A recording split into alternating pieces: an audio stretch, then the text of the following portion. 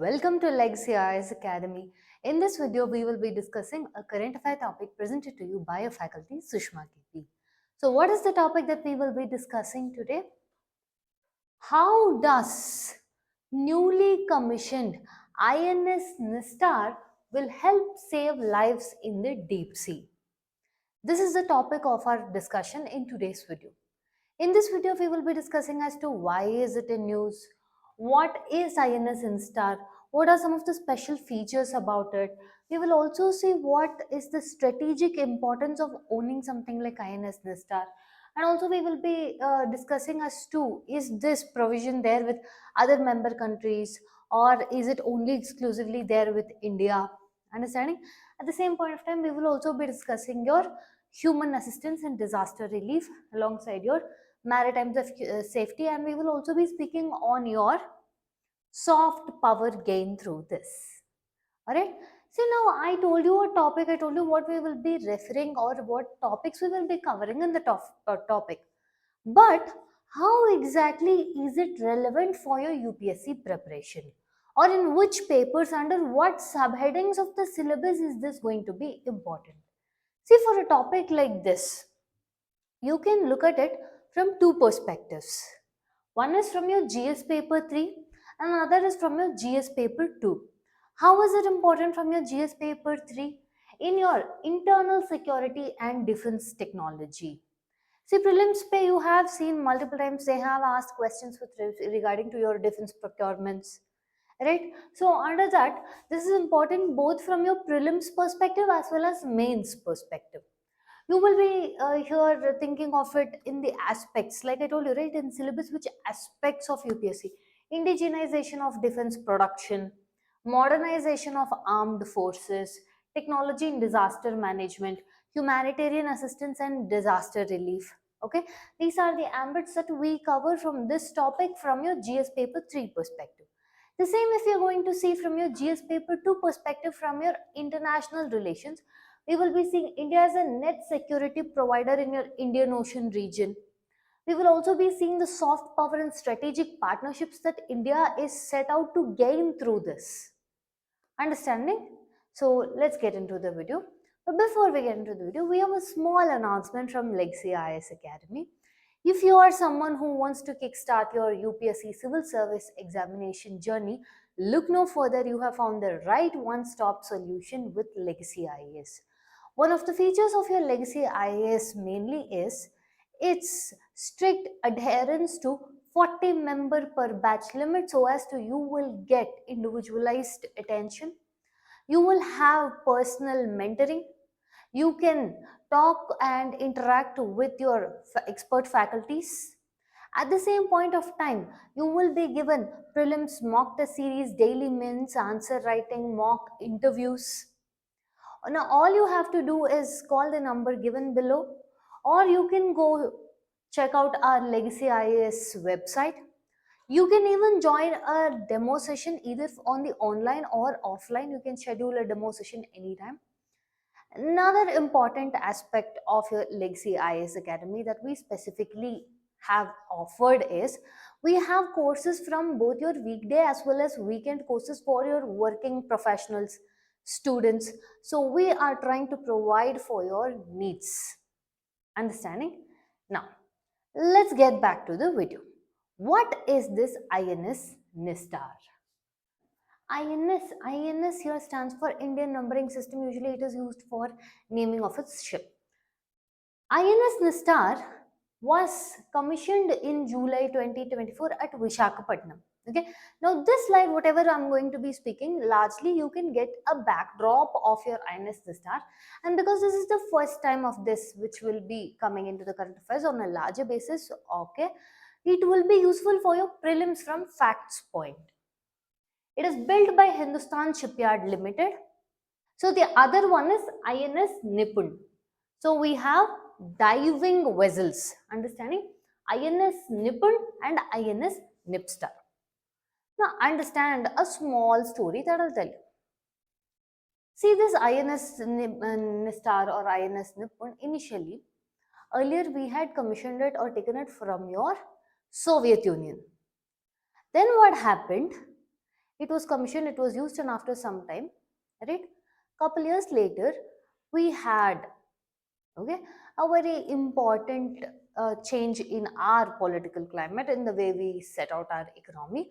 That is with respect to your Make in India, self reliance, self sufficiency, on the lines of Atmanirbhar Bharat, okay, or Make in India campaign, where we want to add indigenous production. Understanding?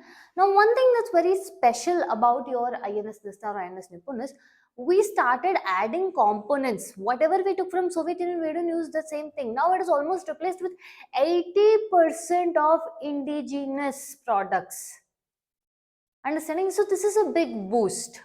And that is why this makes this very important. So it was first acquired by from your Soviet in 1971-1989 period. Presently, it has over 80% of indigenous content, which is added through your 120 plus micro, small, medium enterprises. It's also a symbolization of self-sufficiency in, or Atmanirbhar Bharat, in defense production and defense technology in India. All right. Now, what makes this INS Nistar very special? First and foremost, its length is 120 meters. Alright, and also one of the important things is it can endure at almost 60 days on sea.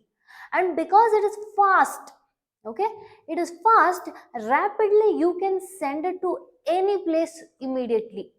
Let's say if any country is in the Indian Ocean region, if they are not having, understanding, the, let's say, diving vessels, they can ask the support of India. Now here is where, when we use the word in IR syllabus overview page, India can make use of its soft power and assist in your relief.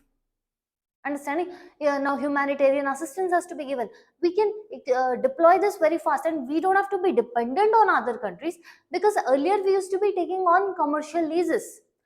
Because of that, we had limited options for 24/7 service. But now, because we have our own, first of all, from our national perspective, 24/7 we are ready.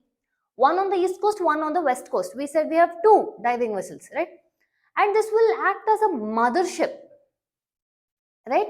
And another thing is, not just this is nationally important, means international perspective, you see, means countries which do not have these options will now be wanting India's assistance. This is the growth of soft skill power diplomacy. The submarine will act as a mothership for deep submergence rescue vehicles, and also it is equipped with ROVs, or that is remotely operated. Your INS Nistar is completely automated in your high seas also.